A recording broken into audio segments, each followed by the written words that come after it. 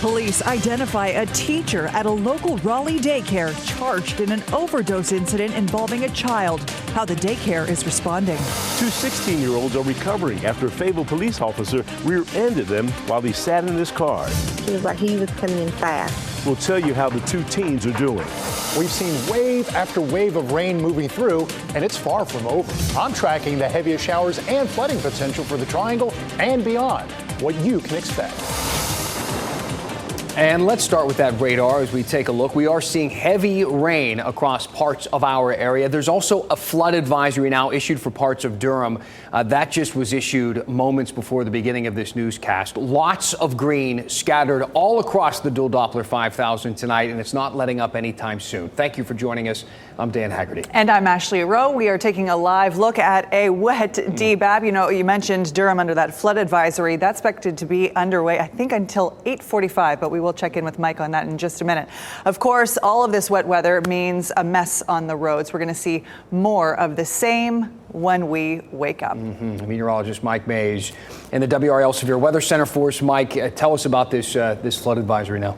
Yeah, the flood advisory, as Ashley mentioned, goes through 8:45. Already a couple of inches of rain has come down in the downtown area, and an additional 1 to 2 inches with minor flooding anticipated. I've checked everywhere, have not heard of any reports of flooding just yet, and if it does take place, it would be minor. This is all with that moderate to heavy rainfall that was moving through the Triangle and continues to do so over toward Durham and Orange counties, now up to Person County. We're seeing even more rain filling in to the south that will build up to the north, so we have more hours ahead this evening and overnight that we will see rain, and there's the flood advisory for Durham until 8:45, just a small portion of the southern part of the county, and that's about it. So the latest run of Futurecast shows still showers going on through the evening. There's 10 o'clock. We see another batch moving up from the north, another batch in the southern counties transferring its way up to the north. 4 a.m., hearing rain coming down on the roof, maybe an isolated rumble of thunder, and during the morning commute, still a chance for a little bit of rain out there. Now, we have a lot to talk about, still watching the tropics, still watching Tropical Storm Brett.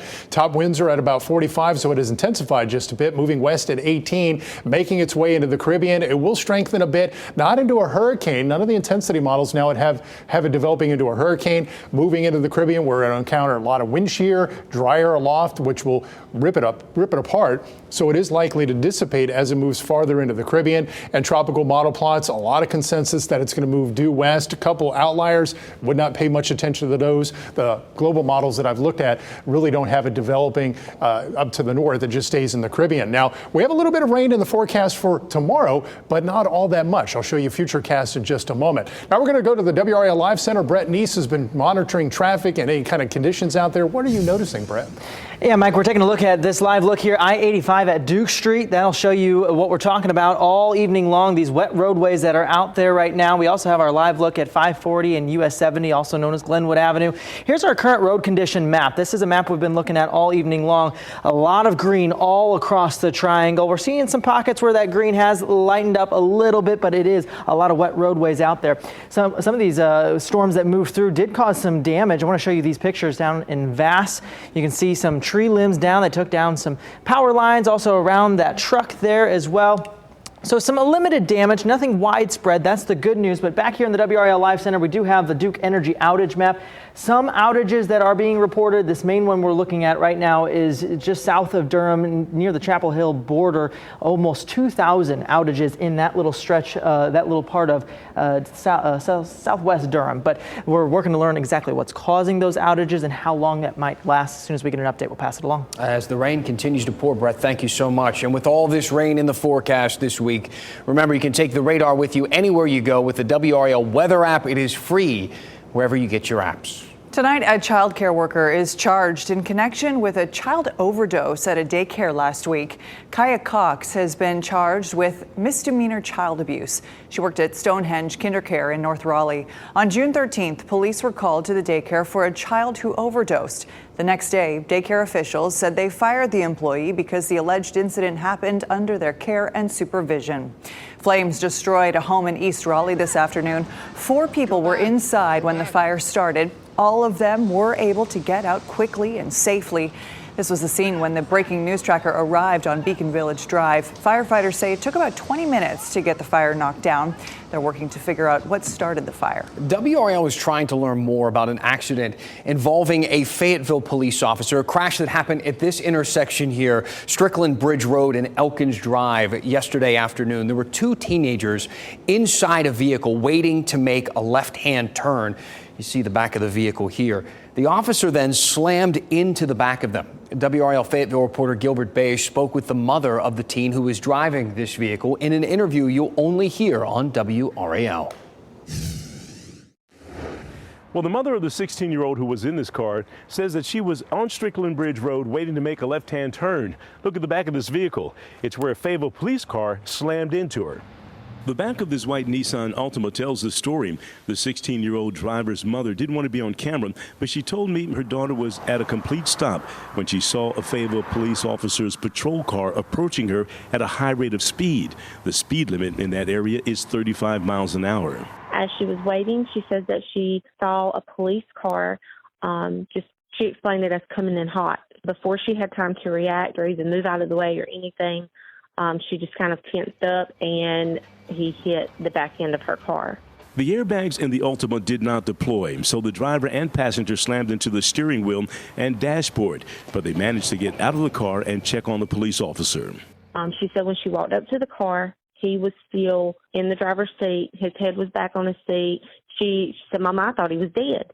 We've learned the officer involved is Dakota Martin. He's been on the force for about 18 months. He didn't have lights engaged. As far as we know, he was just doing a routine drive. The two 16-year-olds were taken to Cape Fear Valley Medical Center for treatment. We're still working to learn the condition of the Fayetteville police officer. In Fayetteville, Gilbert Bays, WRAL News. Taking a live look now at the North Carolina Legislative Building, where state Senate Republicans have moved to quickly override Governor Roy Cooper's recent vetoes. The Senate is also overriding Cooper's training programs that address racism and other biases. WRAL's Julian Grace sat in the Senate chambers for those votes, joining us now live with more. Julian? Ashley, the vote in the GOP-controlled Senate largely followed party lines. Now, there was some debate inside that session. Here's video from earlier today as I walk you through what to expect next. The bills will now move back to the House, where legislators will review any changes made by the Senate. After the votes were completed to override the vetoes on consumer loans, employee diversity training and hiring, and transgender girls in sports, Senator Phil Berger commented on if this hurts how North Carolina is perceived. I do think that the perception problem and people jump to conclusions about things, I think those are problematic. There's no question about that. But people are going to believe what they are going to believe, and they're going to think what they're going to think. This will definitely be a talker. So what happens to those four bills now during that override? Now they will go on to the House, and if they're approved in the House, Ashley, they will become law. Hot topics. Okay, Julian, thank you for your reporting. In the last 2 hours, the North Carolina Senate also passed a bill banning transgender girls and women from playing girls' sports in public schools and universities in our state. The bill passed mostly along party lines. It now goes back to the state House for concurrence. At a dramatic committee hearing this morning, Republican lawmakers approved a ban on gender-affirming medical care for transgender minors. Republican leaders allowed only one speaker per side at this meeting, which did leave a lot of people who showed up today feeling as though their voices weren't heard. Shame! Shame! Shame on Shame! you, First Donna! You didn't let us speak and you didn't listen to me. Transgender people and advocates walked out of the committee as House lawmakers approved a ban on all gender-affirming medical care for transgender teens at public hospitals or healthcare facilities. That includes puberty blockers, hormone treatment, and surgical gender reassignment. North Carolina consumers may benefit from a new California law. However, the local pork industry could suffer. WRAL's Shelley Jackson takes a closer look at the impact on pig farmers across our state coming up.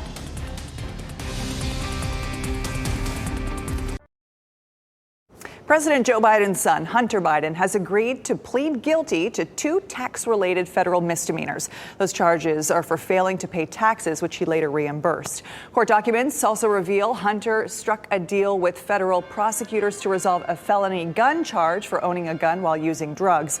Despite this plea deal, the U.S. Attorney for Delaware, appointed by former President Trump, says the Hunter Biden investigation is, quote, ongoing. So what can we make of this new development? Let's bring in political expert at Meredith College, Professor David McLennan, to weigh in. Good evening. So good to see you. Thank you. Good to see you as well.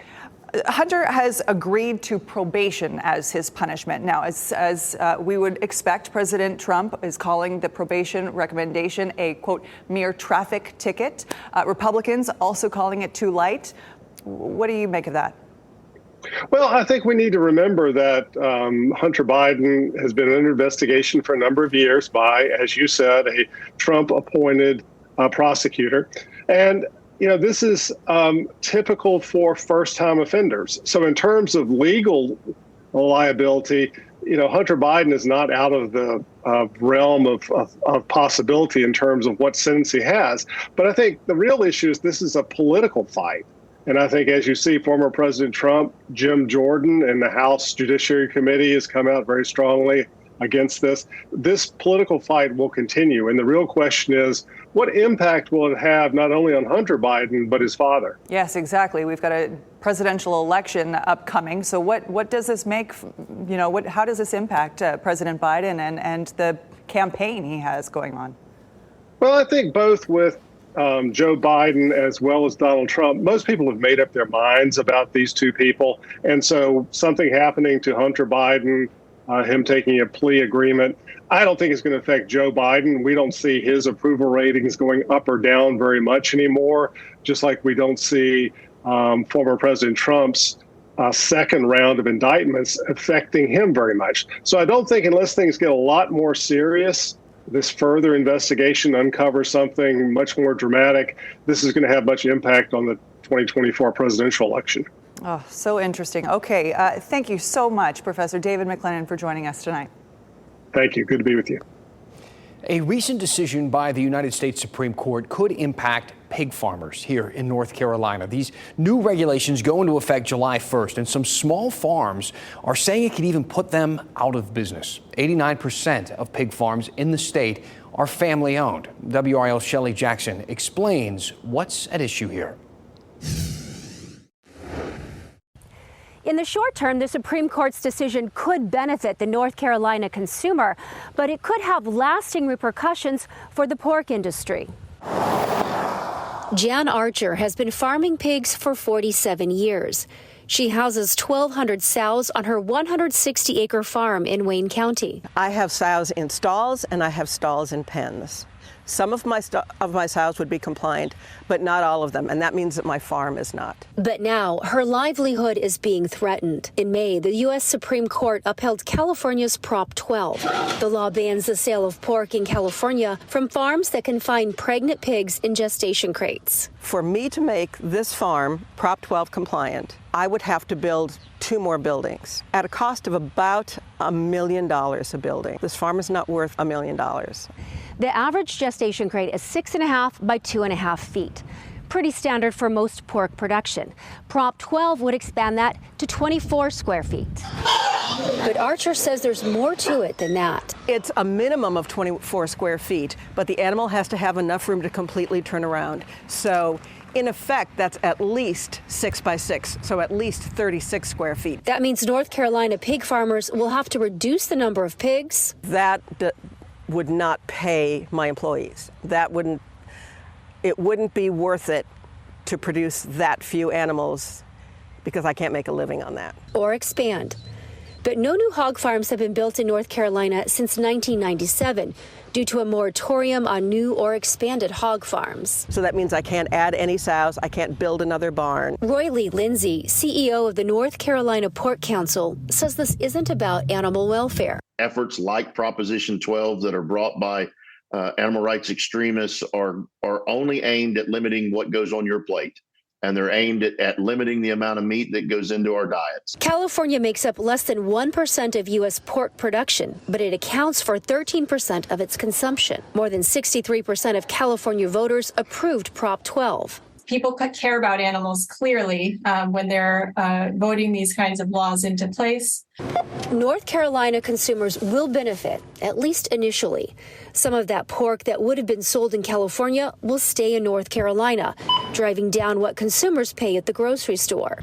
Everybody is losing huge amounts of money right now. But that will impact an industry already feeling the pinch of rising corn and fuel costs. We're going to see a significant consolidation, and small farms like mine are going to go away, and small family farms are going to go away because we can't compete. 10 states ban the use of gestation crates, but California is the only state to ban the sale of pork raised using those crates. Shelley Jackson, WRAL News, Wayne County. An interesting ripple effect there. So Mike Mays joining us now. Mike, let's talk about the radar behind you. A lot of green, a lot of rain. It's been a rainy couple of days, and it's about to extend through our week. Yeah, and we're going to see more rain tonight. This batch is moving off to the north and west. We're seeing new areas of rain develop to our south and making their way up to the north. So we're likely going to see that rain continue off and on throughout the night. We have a low end risk for flooding where you see the green. It's a medium risk for yellow. And over toward Durham, the city of Durham right now, we have that flood advisory through 8:45. And in the mountains, there's a high risk for flooding through the evening and overnight. Now tomorrow, it's a different story. That threat backs off. So we're only under a low risk for flooding during the day tomorrow. The mountains are out of the high risk. It's a medium risk off to the west. And Thursday pretty much looks the same. And it looks like rain chances should back off a bit for the day tomorrow before ramping back up tomorrow night and Thursday. A look at North Hills. It's been raining just a little bit. You can see the occasional raindrop. It's just a rainy evening, cloudy, dreary evening. If you're walking the dogs, just make sure you have the rain gear ready. A little bit of a low around the triangle right now, especially Raleigh to the south. 70 in Raleigh, 74 Fayetteville, 74 right now in South Hill. Here's the expanded view. This is the culprit that's bringing our unsettled weather. We talked about it at length last week, mentioned it yesterday. It's what we call a cutoff area of low pressure. It's cut off from the main jet stream, which is well up to the north. This is not typical for this time of year. This is more of a cool season kind of setup. So with this being unusual and it's tapping moisture from the Gulf and the Atlantic, dumping very heavy rainfall across the area. Now, as I mentioned, it looks like the rain may back off a little bit tomorrow, then ramp back up for the day on Thursday and Friday as well. So I wanted to show you the brand new run of Futurecast for the day tomorrow. Arrival of summer officially at 10:57 in the morning, by the way. So at 5 a.m., we're waking up to some wet weather. So the morning commute, likely to see some rain. And Elizabeth will outline that tomorrow morning on our morning newscast. 8 a.m., especially our northern counties seeing the rain, but notice to the south, very little going on. Once we get past the morning commute, there's not as much coverage of rain showing up on the model. This is mirrored in other high resolution models and the American model as well. So we backed off on the amount of rain chance tomorrow down to about a 40% chance because it really doesn't look like it's all that great. Not to say we won't see any rain around, but not the coverage that we saw today. I'm just not seeing that. And then for Wednesday night, we started to see a new batch come on in, and then it stays across the area for the day on Thursday. Thursday, we have an 80% chance for rain. Now, we talked about Brett at the top of the newscast. There is the next system, and perhaps another one. The American model has this spinning up into something in the days ahead. This has about an 80% chance of developing over the next 7 days. Tropical model plots and consensus that this one, instead of moving due west, will move to the west-northwest. And from what I've seen on the American and European models, this gradually dissipates, so it never makes its way to the U.S. the way we see it right now. We'll keep an eye on everything going on out there for you. Showers likely tonight, maybe an isolated storm, 66 Raleigh, 67 Fayetteville, and a lesser chance for rain tomorrow and a lesser chance for a storm, 76 for Raleigh, 80 in Fayetteville. Your 7-day forecast, the system becomes more progressive, a lesser chance of rain on Friday, trending drier for the weekend, only about a 30% chance for showers and storms. And as it's drier, it warms up. You guys ready for warmer weather? 90 on Sunday, 92 Monday, 90 next Tuesday. Muggy as well, I assume. Yes. Feels like summer. It will. Hey, Mike, I just have to say happy anniversary with WRAL. How many years has it been? 29 years. 29 years. Oh, well, you are doing a fantastic job. And I lost the hair every year since. You're as spry as ever, Mike. Thank you. Still ahead, you can soon sip and stroll in more areas downtown. A look at the new expansion plans for Raleigh's social district that now caters to the brunch crowd, coming up.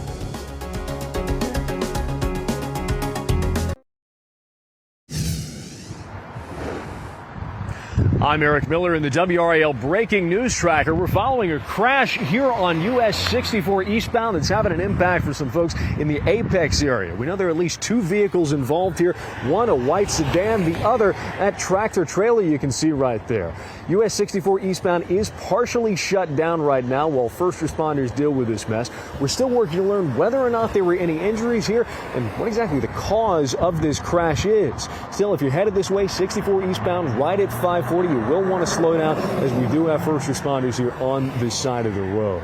Following this closely, bring you more information as soon as we get it. Now let's head on over to Brett in the Live Center, who's following another breaking story. Brett? Thanks, Eric. Here in the WRAL Live Center, we are tracking this fire that is broken out in the Fayetteville area along Bragg Boulevard. This is at Joe Small Engine Repair Shop there on Bragg Boulevard. This is video that we just got into the newsroom of that heavy smoke that has taken over Bragg Boulevard while firefighters worked to fight that fire. We do know that nobody was injured as a result of this fire. Investigators will go in once those hot spots are all put out and try to determine the cause. This is a story we'll stay on top of and keep you updated. All right, Brett, thank you. Raleigh's first and only social district is getting bigger. Must be a success. This afternoon, City Council approving expanding the Sip and Stroll downtown district. Now includes some areas surrounding Nash Square, Raleigh Union Station, and the Warehouse District. You'll be able to grab a to-go drink from all the participating bars and restaurants nearby, starting an hour earlier as well, starting at 10 a.m. That's for the brunch crowd, for you folks wanting to start early, I guess. These changes go into effect August 15th. Which is the 1-year anniversary of the start of that social district. And Matt Tallhelm was doing the report earlier. A lot of the big people worried about crime or litter. Both have improved. Isn't that something down there? Yeah. Well, you know, everyone's happier with mimosas. A little, not a lot of violence at brunch. You know, it depends where you brunch. Hey, thanks for being with us here on WRAL News. Our next newscast is at 10 on Fox 50 and 11 on WRAL. Have a great night.